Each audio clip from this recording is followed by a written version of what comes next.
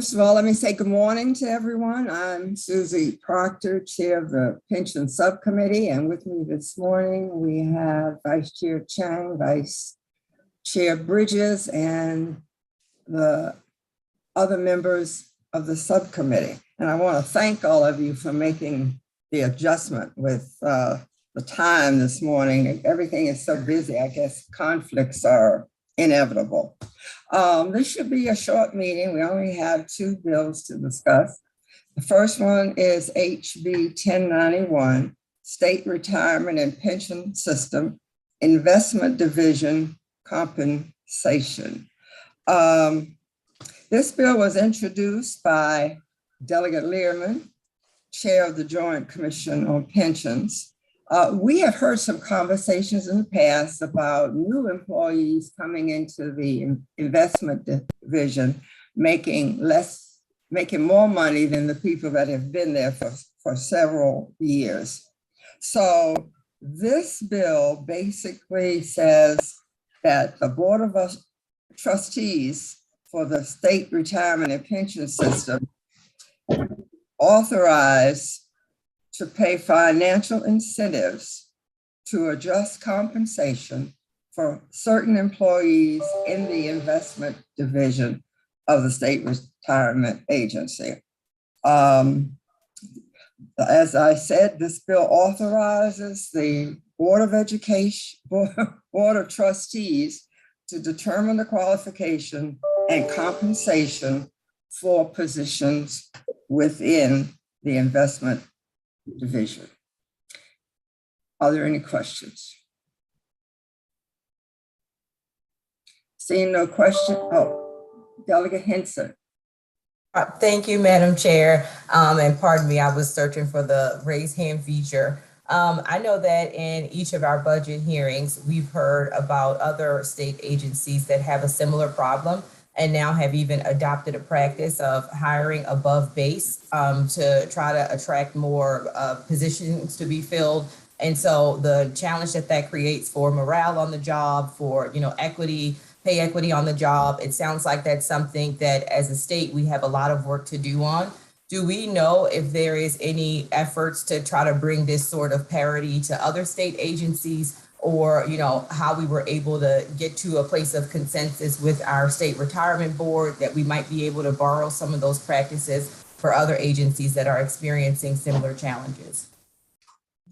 Delegate Henson, this bill is very specific for the investment division of the retirement system. In fact, there are certain specific individuals that it addressed. So I'm not aware of a broader effort to do the same sort of thing statewide. Thank you, Madam Chair. I certainly would be willing to work with anyone who is interested in a broader effort, because I do know that we've heard this expressed in other departments. And if there's anything we can glean from the process used by the State Retirement Board to be able to maybe get some similar success in other areas, I'd certainly be interested in anything anybody can follow up with offline that would help us adopt any of the same practices. Thank you, Madam Chair. Thank you. Delegate Mester. Yes, thank you, Madam Chair.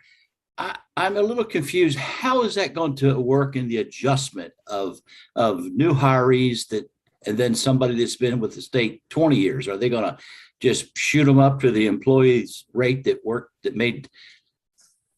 the 20 years, is the same as the guy that was just hired? How does that work?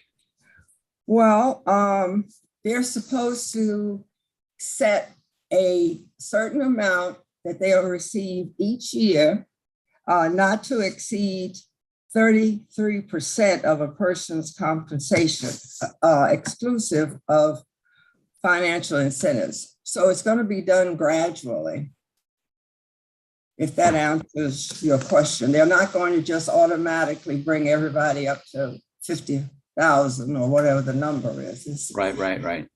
I understand. Madam Chair, if I might, and also Delegate Metzger, in 2018, you all passed legislation that actually increased the base salaries. And it was a sort of a larger omnibus-like bill that basically dealt with compensation, because the salaries in the investment division were not comparable or not competitive with the private sector. So it was sort of raising the salaries back in 2018. So there was a limitation that was put that was 10%, that the base salary could not be increased by more than 10%. But what that meant was that employees that were hired prior to 2018, they were at a much more lower base. Does that make sense? So this is only for up to 2 times in which the board can actually increase their salary. So it has to deal with those specific individuals that were hired before 2018 and whose base salaries are below the midpoint of the average of people with similar positions. Does that make sense and answer your question? A lot better. Can I ask who supported this bill? Yes, and actually the agency, remember, the agency usually presents, just information only. They are actually in support of this. That's what I needed to hear. Thank you. Okay, so I could have given you that short answer. Apologies. Thank you very much. Not seeing any other questions. Is there a motion? Madam Chair, move the bill. Second. It's been moved and second. All in favor, please say aye. Aye. Aye. Anyone opposed? I see one hand opposed. Delegate Novotny. Thank you, Madam Chair. That's the only hand I see. Thank you very much. We'll move to the second bill. House Bill 417, again, employees' retirement pension systems. This is reemployment earnings and limitations.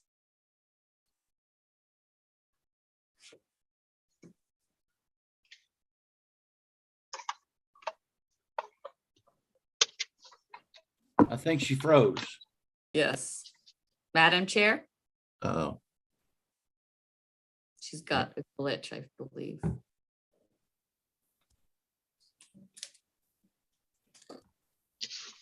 And do you want to, We can wait a Yeah, minute.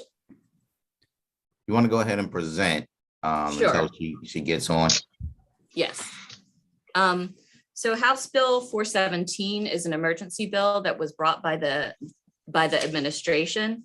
And basically what it does is it authorizes an exemption for employees in the Maryland Department of Labor and in the Maryland Department of Health, specifically if they're rehired to actually work with the administration of federal funds related to the pandemic. So this was actually brought before us by the administration, and it makes sense, and it's a practical bill. Obviously, they want to be able to hire people that have experience. So recent retirees are able to be rehired by the same agency in order to actually perform those specific functions. So this is only a bill that sunsets in 2 years, and basically the employees that would be rehired as the retirees that would be rehired would be allowed to work for up to 3 years. So, and there is an amendment on the bill. So go ahead, Delegate Bridges. Before we do that, and I see Vice Chair Chang has a question. Sure. Thank you very much, Mr. Vice Chair. Do have the Madam Chair on the phone right now. So she is trying to log back in. Madam Chair?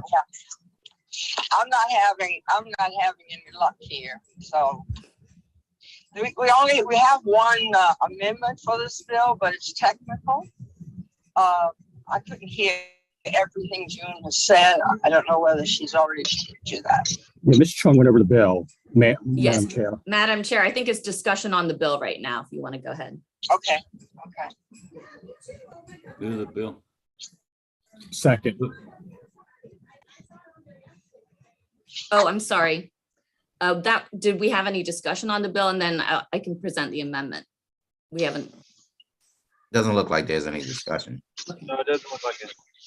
Okay, so the amendment's basically technical, and it was brought before you by the administration or by the department. And what it does is it's just specific to capture a specific individual that they wanted to capture with the Madam bill. Chair, move the amendments. Second. Hold on, quick question.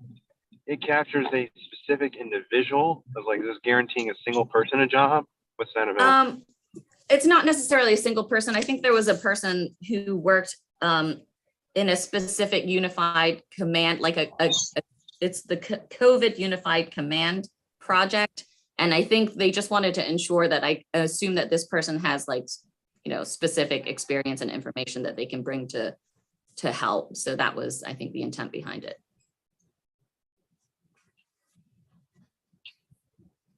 Madam Chair, Mr. Vice Okay. Chair, the amendments have been moved and seconded. Okay, all in favor? Aye. Aye. Anybody opposed? All right, on the bill as amended. Mr. Chair, Mr. Vice Chair, Madam Chair, move the bill as amended. Second. All right, it's been moved and seconded. All in favor? Aye. Aye. Is there anyone opposed? I don't see any hands, Madam Chair. Well, thank you, and thanks everyone for making that time adjustment. I'm sorry that I wasn't in on the second half of the meeting, but thank you very much. And I know that you have other meetings to rush to. So again, thank you and enjoy the rest of your day.